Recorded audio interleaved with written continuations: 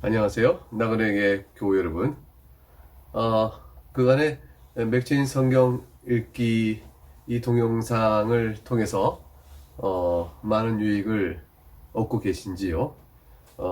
이제 이 영상의 시작을 4월 1일부터 시작했는데 어느덧 2달 가까이 돼 가는 것 같습니다. 꾸준히 보신 분들이 좀 도움이 됐으면 하는 바람을 갖고 있습니다. 오늘은 27장을 읽습니다. 이사야 27장은 이사야서에서 작은 묵시록이라고 일컬어지는 24장부터 27장까지의 그 맥락 안에서의 마지막 장입니다. 그러니까 이사야서에는 마치 그 하나님께서 종말에 있을 하나님의 백성을 향한 구원, 또 회복, 악에 대한 심판, 이런 것들의 내용을 묵시론적으로 요한계시록처럼 담고 있는 특징을 보이고 있죠. 이제 27장의 내용도 그러한 흐름의 이제 마지막 부분이 되어지는데, 크게 이제 두 단락으로 나눠집니다. 각 단락마다 이제 악의 세력을 하나님이 심판하실 것이라. 그러나 선택한 하나님의 백성들은 구원을 받을 것이라. 이런 것이 대조적으로 나오고 있습니다. 첫 번째 단락이 이제 1절부터 6절까지가 되고요. 그 다음에 7절부터 나머지 내용이 두 번째 단락이 되겠습니다. 1절부터 한번 보죠. 1절을 보면 그날의 여호와께서 그의 견고하고 크고 강한 칼로 날랜 뱀 리오야단 곧 꼬불꼬불한 뱀 리오야단을 벌하시며 바다에 있는 용을 죽이시리라. 일단 말씀이 어려워 보이죠? 리오야단 도대체 뭘까? 날래고 꼬불꼬불한 뱀, 바다의 용, 도대체 뭔가?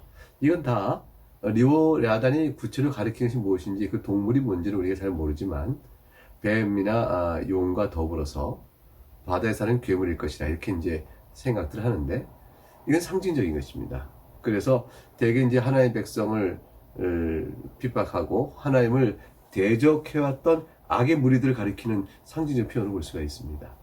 예컨대 이제 뭐 아수르, 바벨론, 또는 페르시아, 바사, 애굽, 이런 나라들이, 열강들이 계속 이제 하나님 나라 백성들을 괴롭혀온 악의 세력들 아닙니까? 이들을 가리켜 이렇게 말한 것이라 할 수 있고요. 또 다르게 보게 되면 영적으로 보면 이제 마귀다, 또는 거짓 선지자다, 또는 계시에 나온 짐승 같은 것들이다, 이렇게 볼 수도 있겠죠. 근데 이런 약한 영의 세력들이 결국 하나님 나라 백성을 억압했던 아수르, 바벨론, 또는 뭐 페르시아, 바사, 애국 같은 나라의 영적인 배후에서 그들을 악한 영으로 지배하고 있었기 때문에 영적인 측면에서 보나 또는 구체적인 역사적인 세력으로 보거나 결국 같은 무리가 되어집니다. 요컨대 성질상 하나님을 대적하는 악한 세력, 그것을 가리킨다고 볼 수가 있겠죠.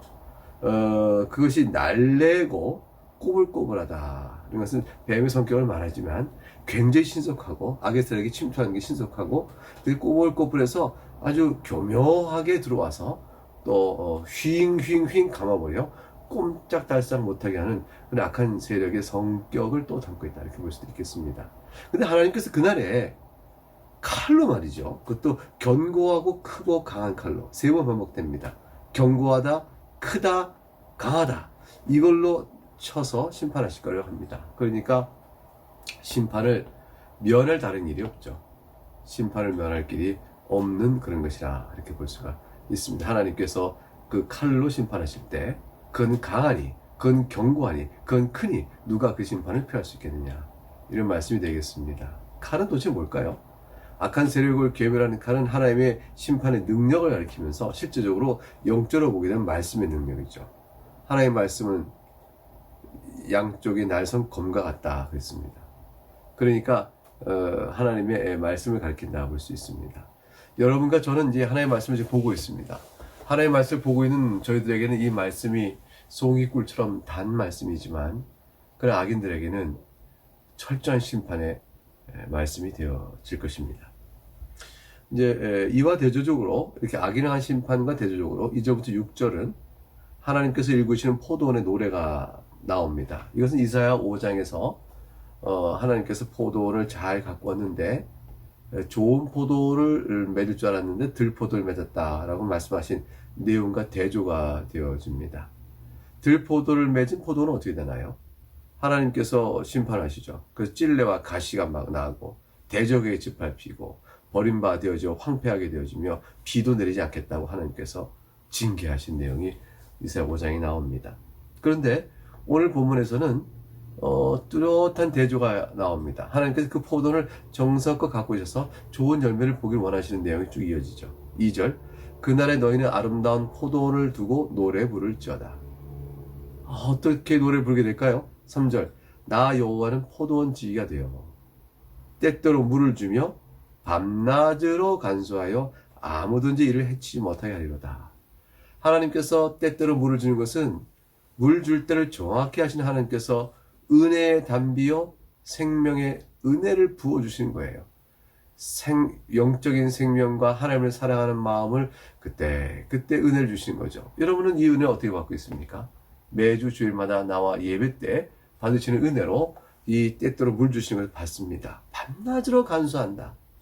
하나님께서는 졸지도 않으시고 주무시도 않은 채 밤낮으로 간수하여 보호하여 주시는 은혜를 베푸십니다.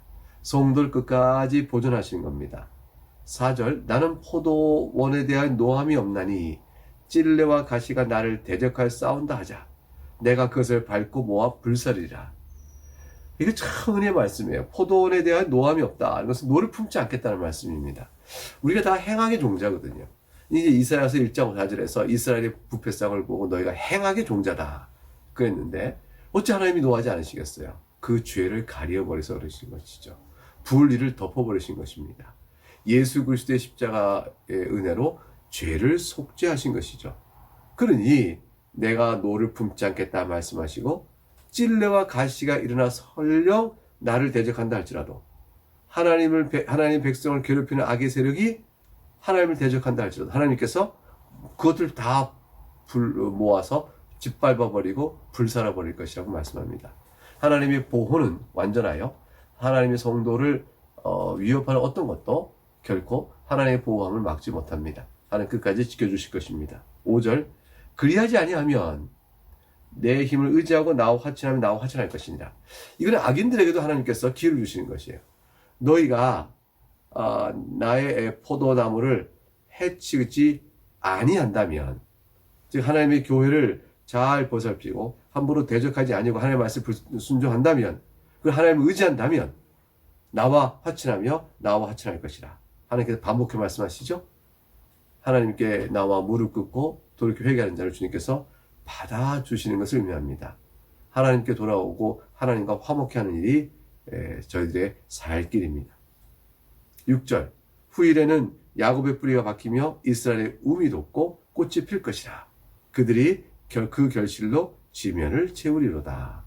마지막 날 그날이 되어지면 야곱의 뿌리가 박히고 이스라엘의 움이 돋는 것은 전체적인 교회의 회복의 부흥을 의미합니다. 이 회복의 궁극적 의미는 여러분과 제가 속한 이방인들이 다 하나님 택한 백성이 다 모여서 하나님을 찬양하는 그날이 될 때 진정 뿌리가 박히고 움이 돋고 꽃이 피는 일을 보게 되겠죠. 그 결실의 지면을 덮으리라 했습니다. 지면을 채우리라. 어떻게 채울 수 있을까요? 여러분과 제가 채우는 것이죠. 결국 여기저기에서 온 세상에서 다 모여 하나님을 찬양하는 일이 있게 될 것을 예언하고 있는 말씀입니다. 이사야 오늘 읽은 27장에 2절부터 6절까지 본 이 아름다운 포도원에 대한 노래에는 얼마나 우리에게 희망적인지 모르겠습니다. 7절과 이제 12절, 27장의 이제 뒷부분인데, 이것은 이제 선민에 대한 하나의 심판과 악인에 대한 심판이 어떻게 다른 걸 보여줍니다. 하나님이 택하신 백성, 선민에 대한 심판은 징계요, 회복을 위한 것이지만, 악인을 향한 심판은 멸절시키는, 소망이 없는 그런 것임을 비교하여 설명해 주십니다. 7절 볼까요? 주께서 그 백성을 치셨던들, 그 백성을 친 자들 치심과 같았겠으며 그 백성이 죽임을 당하였던들 백성을 죽인 자가 죽임을 당함과 같겠느냐. 8절 주께서 백성을 적당하게 견책하사 쫓아내실 때 동풍 부는 날의 폭풍으로 그들을 옮기셨느냐. 하나님께서 징계를 하세요. 징계하실 때는 무서워요. 동풍 부는 날에, 즉 바벨론의 아수르가 동쪽 북쪽에 있거든요. 거기서 막 밀려옵니다. 밀려오는 그 동풍은 폭풍처럼 밀려와서 강한 세력으로 확 밀려오니까 그 폭풍에 그들을 옮기듯 내가 견책하여 그를 쫓아냈다.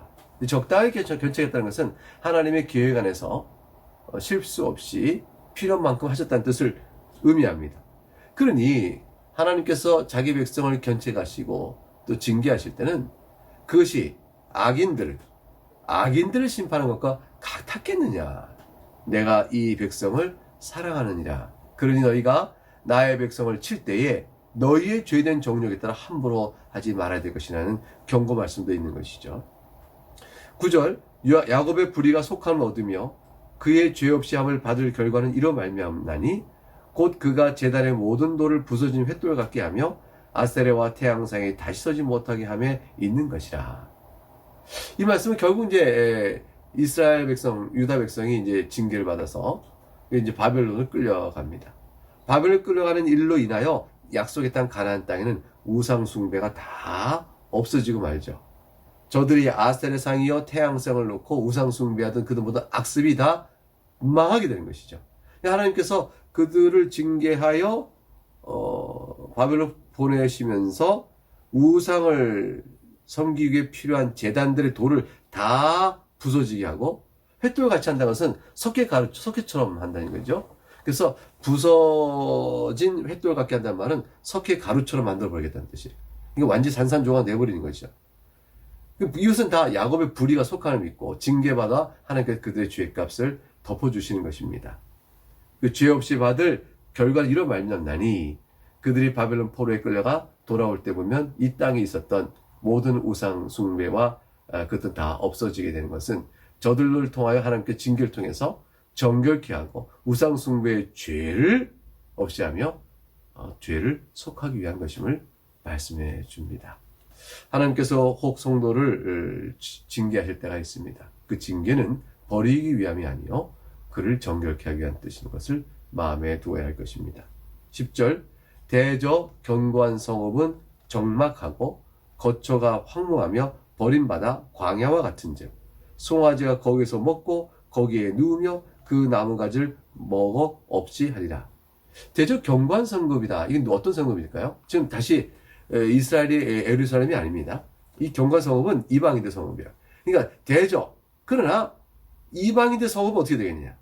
이스라엘 백성은 비록 끌려가고 폭풍으로 몰아쳐서 그냥 내쫓듯 하더라도 우상을 다 없이 하고 정결케 함으로 돌아올 은혜를 있겠지만 그게 징계인 거죠. 그러나 10절에 보면 견고한 성읍은 적막하고 이것은 뭐냐 이방인들의 성읍입니다. 저도 이방인들의 성읍을 세우고 그들이 힘을 자랑할 때 그러나 하나님이 심판하실 때 저들에게는 그런 회복과 정결이 아니라 적막과 황무하며 버림받아 광야같이 되어버린 것을 끝나버립니다. 정결케 하시는 회복의 내용이 아니죠. 그 광야 같은 그 적막하고 황폐함이 어느 정도냐면 그래서 송아지가 거기서 먹습니다. 그리고 거기서 누우며 그 나무가지를 먹어 없을 것이라 말합니다. 송아지는 원래 풀을 먹고 살죠. 근데 먹을 풀조차 제대로 나지 않아서 드문드문 있는 나무도 있을 거 아닙니까? 나무에 장가지라도 먹고 결국 짐승들, 소가 이렇게 좀 이렇게 있는 그런 황폐한 모습을 이렇게 그려주고 있습니다. 그런데 이 나무 가지마저도 말이죠. 11절에 가게 되면 가지가 마르면 꺾이나니 여인들이 와서 그것을 불사를 것이라.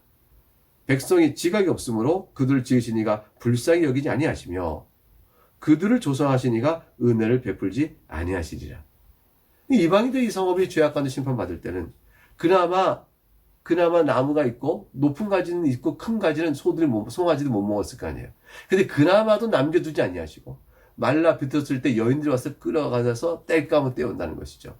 여인들도 땔감 떼올 게 없는 거예요. 뭐 할 게 없으니까 그나마 다 벗겨갑니다. 나무도 벗겨가고 아주 쌍그리 황폐화된 것을 의미하죠. 이 백성, 이방인 백성은 지각이 없으므로 하나님을 대적합니다. 그러니 그들을 지으신 하나님께서 불쌍히 여기지 아니하신다 되어 있습니다. 창조주께서 그들을 불쌍히 여기지 아니하시고 은혜를 베풀지 아니하시고 심판을 철저히 하실 것이라 말씀을 하십니다. 그러나 하나님의 백성은 징계를 받아서 회복이 될 거라고 말씀했죠. 자, 12절 볼까요? 너희 이스라엘 자손들아 그날에 여호와께서 창이라는 하수에서부터 애굽 시내까지 과실을 떠는 것 같이 너희를 하나하나 모으시리라. 하나님께서 자기 백성을 모읍니다. 그 모으는 것이 저 창이라는 하수, 그러니까 바벨론 지역에 있는 강가, 유브라테스 강이 있고 그렇잖아요. 그쪽 강가에 있는 바벨론 강가에 있는 그 백성들 북쪽에 있다 할지라도 애굽 시내 남쪽에 있다 할지라도 그 당시에 세계 가장 끝과 북과 남쪽 어디에 있다 할지라도 과실나무에 과실을 떠는 것처럼 다 하나씩 다 불러 모아서 낱낱이 내가 그들을 구원할 것이라고 말씀한 게 12절입니다. 13절 그날에 큰 나팔을 불리니 승리의 나팔이요 구원의 나팔이죠. 우리 주님께서도 천사형의 나팔과 호령소리와 함께 재림하실 것이니까. 아수르 땅에서 멸망하는 자들과 애굽 땅으로 쫓겨난 자들이 돌아와서 예루살렘 성산에서 여호와께 예배하리라. 다시 위에서 말했던 창이라는 하수, 아수르 땅, 나중에 바벨론이 또 점령하면 바벨론 땅이 되잖아요. 그것부터 애굽 시내까지, 즉 애굽 땅으로 쫓겨난 자들이 돌아온다. 다 불러 모으시는 거죠. 예루살렘 성산에서 여호와께 예배하리라. 사랑하는 여러분, 이것은 실제로 이제 바벨론에서 이스라엘 백성이 이제 되돌아올 때 우리가 이걸 경험하지만 영적인 의미로 보게 되면 신약교회인 우리들에게 이 은혜가 주어진 겁니다. 우리가 어디에 있든지 복음의 말씀을 듣고 주님 앞으로 나오게 되어서 다같이 우리 주 예수 그리스도를 경배하며 하나님께 예배하게 되는 것이죠. 우리가 이 은혜를 입어서 지금 이 말씀을 듣고 있는 것입니다. 사랑하는 여러분, 하나님께서 택한 백성은 혹 심판을 받아도 징계입니다. 악인은 그렇지 않습니다. 우리를 사랑하여 정결케 하시고 또 하나님을 더욱더 은혜를 사랑을 알아가도록 하시기 위한 하나님의 손길임을 생각하며 주 앞에 감사하며 머리 숙여 찬양하는 우리가 되어야겠습니다. 감사합니다.